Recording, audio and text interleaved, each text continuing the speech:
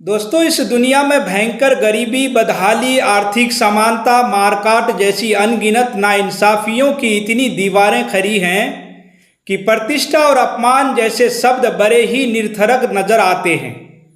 अगर कोई इजरायली ये कहते हुए मिल जाए कि भारतीयों को ढंग से काम करने का ढंग नहीं है, उनकी जगह दूसरे देश से कामगार बुलवाया जाए, तो कोई भारतीय भी कहते हुए ये मिल सकता है कि इजराइल नाम का देश तो आत्मरक्षा के नाम पर नरसंहार कर रहा है।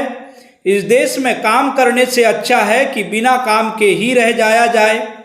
कहने का मतलब यह है कि इस वीडियो में अगर बात रखते हुए अपमान जैसे शब्द आ जाएं तो ज़्यादा तनाव में मत आइएगा, मूल परेशानी पर ध्यान दीजिएगा।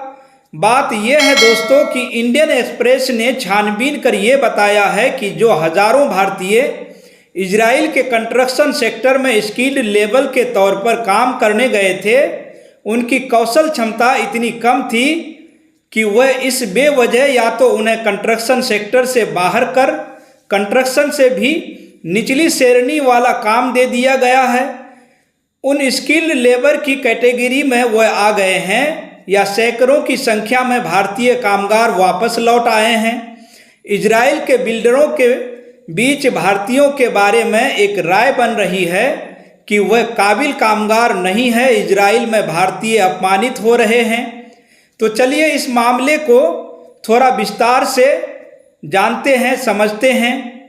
दोस्तों, आबादी के मामले में देखें तो इजराइल कोई बहुत बड़ा देश नहीं है।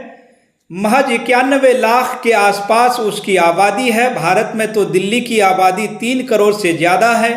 आबादी के मामले में इतने ज़्यादा छोटा देश होने के चलते जो बहुत सारे काम हाथ से काम कराने की कैटेगरी में आते हैं, जिसमें स्किल और अनस्किल भी शामिल है, मतलब जो मैनुअल लेवल की कैटेगरी में आते हैं, उसे इजराइल बहुत लंबे समय से फिलिस्तीन के लोगों से करवाता रहा है।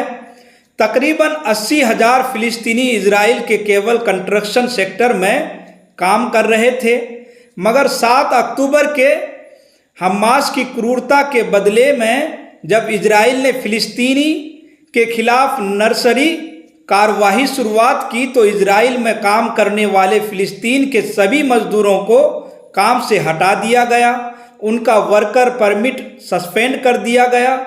इसके अलावा कुछ और देश के मजदूर इजराइल में काम कर रहे थे, वो भी अपनी जान का जोखिम देखते हुए देश छोड़कर चले गए। इतने बड़े पैमाने पर जब इजराइल में लेबर फोर्स की कमी हुई तो इजराइल के खाली वर्क फोर्स को भरने के लिए भारत की एंट्री हुई। इजराइल फिलिस्तीन पर बदले के नाम पर लगातार बम और बारूद दाग रहा था। लड़ाई जारी थी और मुश्किल से अभी 1 महीने भी नहीं बीते थे कि भारत सरकार ने इजराइल की सरकार के साथ एक ऐसा करार किया जिसके मुताबिक भारत से अगले 3 साल तक इजराइल के कंस्ट्रक्शन और कैरियर गेमिंग सेक्टर के लिए लेबर भेजे जाएंगे। जब इजराइल की सरकार और भारत सरकार के बीच इस करार की खबर अखबारों में छपी तो ट्रेड यूनियन वाले अचंभित हो गए कि भारत सरकार ऐसे कैसे कर सकती है, अपने ही देश के नागरिकों को युद्धग्रस्त क्षेत्र में कैसे भेज सकती है। ये तो एक ऐसी बात हो गई कि अपने ही देश के नागरिकों को मरने के लिए युद्ध के मैदान में भेजा जा रहा है। उत्तर प्रदेश की योगी सरकार को तो इजराइल में भारत के लेबरों को भेजने के लिए खुलकर आगे आई। उसने 10,000 के पोस्ट की वैकेंसी निकाल दी। प्रेस कॉन्फ्रेंस कर इन वैकेंसी की जानकारी मीडिया वालों को दी गई और मीडिया वालों से कहा गया कि इन वैकेंसियों का प्रचार प्रसार किया जाए। मतलब सोचकर बताइए कि जिस राज्य को अपने देश के नागरिकों की हिफाजत करनी थी वह उन्हें वहां भेजने के लिए प्रचार प्रसार करवा रहा था, जहां मौत का तांडव चल रहा है। जहां तक बात है दोस्तों कि मजदूरों की, तो उनका कहना है कि उनकी जिंदगी ही नरक है। वो तो हर दिन बदतर से बदतर जिंदगी जीते हैं। उनका इजराइल जाकर के महीने में 1,36,000 से लेकर के कमाने का मौका मिल रहा है, तो ये तो उनके लिए ऐसा है जिससे वह अपनी ज़िंदगी की जो गाड़ी है उसे ठीक ठाक चला लेंगे। यानी भारत के लोग इजराइल में तब नहीं जाते जब भारत में ढंग का काम मिल जाता, ढंग की उनकी कमाई हो जाती। भारत का हाल तो ऐसा है कि प्रति व्यक्ति आमदनी मुश्किल से 9 से 10 के बीच झूल रही है। मोदी सरकार सांप्रदायिकता हिंदू मुस्लिम करने में व्यस्त रहती है, कॉरपोरेट का पेट भरने में लगी हुई है ताकि वह उसे चंदा दे सके, जिससे वह चुनाव लड़ सके।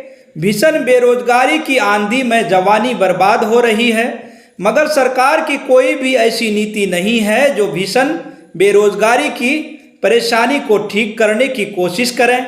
भारत में काम करने के लायक आबादी के बीच में महज 40% ऐसी आबादी है जिसके पास या तो किसी तरह का काम है या वह काम की तलाश में लगी हुई है। इसमें से भी ज़्यादातर ऐसे लोग हैं जो महीने में मुश्किल से 10,000 भी नहीं कमा पाते हैं। इस तरह की भीषण परेशानी का स्वाभाविक नतीजा यही निकलता है कि कोई भी गरीब आदमी जो अपनी ज़िंदगी की परेशानियों से थोड़ा आज़ाद होना चाहता है, वह ढंग की सैलरी देखते ही कहीं पर जाने के लिए तैयार हो जाएगा। जबकि इजराइल को जानने समझने वाले बताते हैं कि इजराइल के फिलिस्तीन पर हमले के मुश्किल से 1 महीना भी नहीं बीता था कि वहां पर 100 से ज़्यादा विदेशी मजदूरों को मौत के घाट उतार दिया गया था। इजराइल में जो लोग बाहर से काम करने जाते हैं उनके साथ बहुत ही बुरा बर्ताव किया जाता है। स्वास्थ्य सुविधाओं से लेकर तमाम तरह की रोज़ाना सुविधाओं तक विदेशों की पहुंच आसानी से नहीं हो पाती है। उनके साथ बहुत शोषण किया जाता है। युद्धग्रस्त इजराइल में खाने पीने की सामान की कीमतें भी आसमान छू रही है। 1 किलो आलू 10 रुपये में मिलने की बात कही जाती है, एक टूथपेस्ट 80 में मिलने की बात कही जाती है।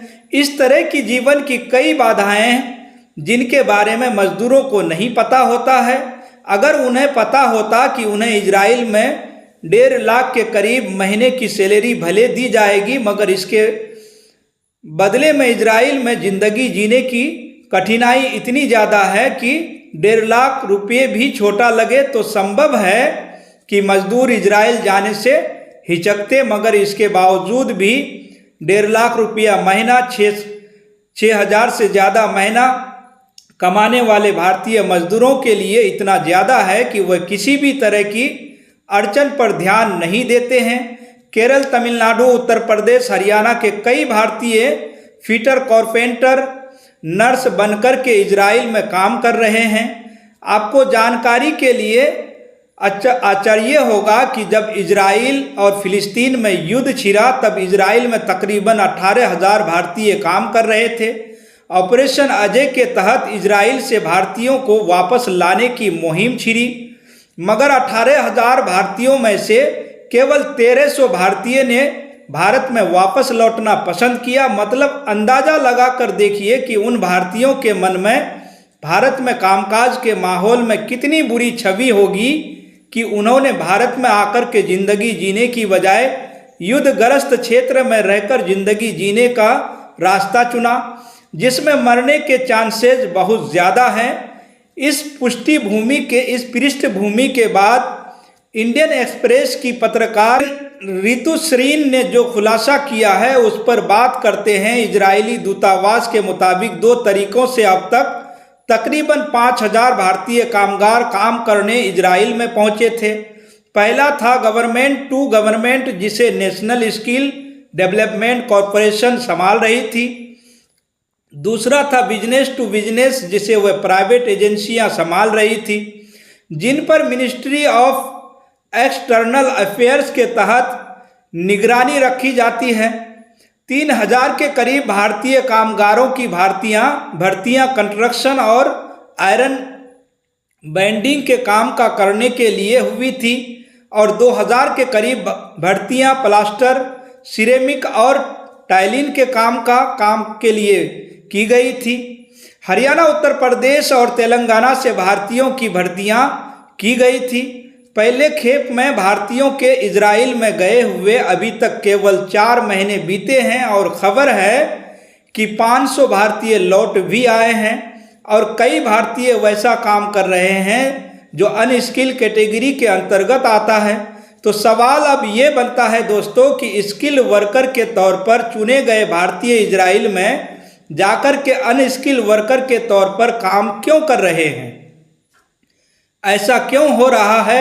इंडियन एक्सप्रेस ने अपने छानबीन में बताया है कि जिन्हें कंस्ट्रक्शन के क्षेत्र में स्किल वर्कर के तौर पर काम करने के लिए चुना गया था, उन्हें उनके फोरमैन ने कुछ दिनों के बाद ही काम से बाहर कर दिया। प्लास्टर करने की बजाय वह मजदूरों का काम कर रहे हैं, कहीं पर झाड़ू लगा रहे हैं, वहीं पर सीमेंट का बोरा ढो रहे हैं, कहीं पर लोहे की सरिया ढो रहे हैं। ये सब वैसे कामगार हैं जिन्हें बाकायदा लखनऊ सेंटर पर स्किल टेस्ट में पास करवाने के बाद इजराइल जाने की इजाज़त दी गई थी। भारत के साथ रिश्ता ना बिगड़े इसलिए इजराइल ने इन्हें देश से बाहर नहीं निकाला, बल्कि वैसे काम में लगा दिया जो अनस्किल और इंडस्ट्रियल जॉब की कैटेगरी में आते हैं। मतलब जो इजराइल में काम करने गए थे वह स्किल काम करने के लिए गए थे, मगर उनकी स्किल इतनी कमतर साबित हुई कि उन्हें अनस्किल कैटेगरी का काम देना पड़ा है। इजराइल के ठेकेदार भारतीय मजदूरों की शिकायत कर रहे हैं। देश की प्रतिष्ठा पर प्रश्न चिन्ह खड़ा हो रहा है। इजराइल के कंस्ट्रक्शन क्षेत्र के अधिकारियों का कहना है कि भारत से आए ज़्यादातर कामगारों में अनुभव की बहुत ही ज़्यादा कमी है, खासकर वह कामगार जो गवर्नमेंट टू गवर्नमेंट माध्यम से आए हैं। ज़्यादातर कामगारों की उम्र 20 साल है। वह कंस्ट्रक्शन सेक्टर में कुशल कामगार के तौर पर काम करने आए हैं, स्किल्ड लेबर के तौर पर काम करने आए हैं, मगर उनके पास जीरो अनुभव है। उन्होंने खेतों में काम किया है, बाल काटने का काम किया है, उनको हथौड़ा चलाने तक का ढंग नहीं आता है। इजराइल के बिल्डरों ने तो अनस्किल्ड भारतीय कामगारों को कंस्ट्रक्शन साइट पर काम पर रखने से मना कर दिया, क्योंकि भारतीय कामगारों का चुनाव गवर्नमेंट टू गवर्नमेंट माध्यम से हुआ है। मतलब सरकार और सरकार के जरिए भारत और इजराइल की सरकार के प्रतिनिधियों के जरिए हुआ था। इसलिए भारतीय कामगारों को ज़बरदस्ती देश से तो बाहर भेजा नहीं जा सकता था। बहुत मुश्किल से इजराइल सरकार मानी है तो उन्हें कंस्ट्रक्शन सेक्टर्स के काम से अलग करके फैक्ट्री क्लीनिंग, लोडिंग और अनलोडिंग जैसे अनस्किल कामों में लगा दिया गया है। इजराइल के बिल्डरों का भारत के मजदूरों के साथ बहुत ही बुरा अनुभव रहा है। अनस्किल भारतीय मजदूरों की वजह से वे थोड़े से डर से गए हैं। अब उनका कहना है कि चीन, मोल्दोवा और उज़्बेकिस्तान से मजदूर बुलाए जाएं। बहुत सारे कामगारों के बीच सिलेक्शन के बाद ही इजराइल में काम करने के लिए भारत की तरफ से मजदूर पहुंचे हैं। याद कीजिए कि लंबी लंबी लाइनें लगी थी। मतलब बहुत सारे कामगारों के बीच से सिलेक्शन के बाद ही इजराइल में काम करने के लिए भारत की तरफ से मजदूर पहुंचे हैं। सिलेक्शन करने वाली कमेटी में केवल भारतीय ही शामिल नहीं थे बल्कि इजरायली शामिल थे, मगर उसके बावजूद भी ऐसा सिलेक्शन नहीं हो पाया जो असरदार हो। तो ये भी बहुत ही गंभीर प्रश्न खड़ा करता है। गवर्नमेंट टू गवर्नमेंट माध्यम से भेजे गए मजदूरों पर प्रश्न चिन्ह खड़ा होने के बाद बिजनेस टू बिजनेस माध्यम से भेजे गए मजदूरों पर भी प्रश्न चिन्ह खड़े हो रहे हैं। भारतीय कामगारों को लेकर के इजराइल में एक तरह की नकारात्मक छवि बन गई है। कुशल कामगारों की टोली में फल बेचने वाले, रिक्शा खींचने वाले अनस्किल कामगार तक इजराइल में पहुंच गए हैं। इन सब की मौजूदगी से बहुत ही नकारात्मक असर पड़ा है। किसी को नौकरी पर रखने के मामले में इजराइल जैसे देश की हकीकत तो कोई इजरायली ही बता सकता है, मगर भारत में नौकरी पर किसी को कैसे रखा जाता है इसका अंदाज़ा तो आप में से ज़्यादातर लोगों को होगा ही। पंचायत में सफाई कर्मचारी की 40 से 50 पोस्ट निकलती है। ये नौकरी देने का हक अगर पंचायत के मुखिया के पास होता है तो इसी आधार पर पंचायत का मुखिया कई लोगों से वोट हासिल कर लेता है।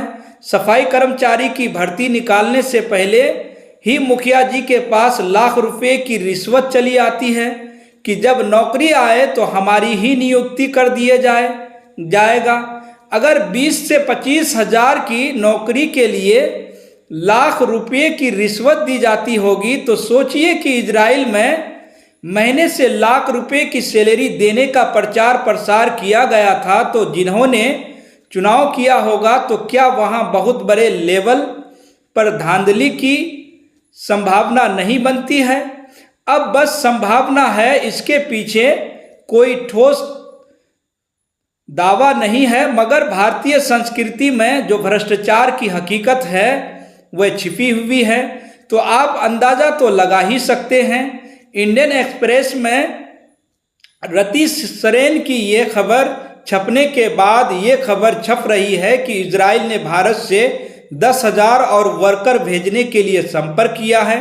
ध्यान दीजिएगा, यहाँ पर संपर्क शब्द का इस्तेमाल किया गया है। संपर्क जैसे शब्द से खबर छप रही है, मतलब असलियत में क्या होगा पता नहीं। और अब शर्त ये लगा दी गई है कि उन्होंने कहा है कि जिन लोगों के पास कम से कम 10वीं क्लास जिन्होंने पूरा किया हो, किसी मान्यता प्राप्त भारतीय संस्थान द्वारा जारी प्रमाण पत्र हो और कम से कम 990 घंटे का ऑन द जॉब ट्रेनिंग के साथ रिकॉर्ड हो, कोई सर्टिफिकेट हो, एक देखभाल का कोर्स किया हो, तभी वह उम्मीदवार आवेदन कर सकते हैं। अब की बार नियुक्ति महाराष्ट्र से होगी।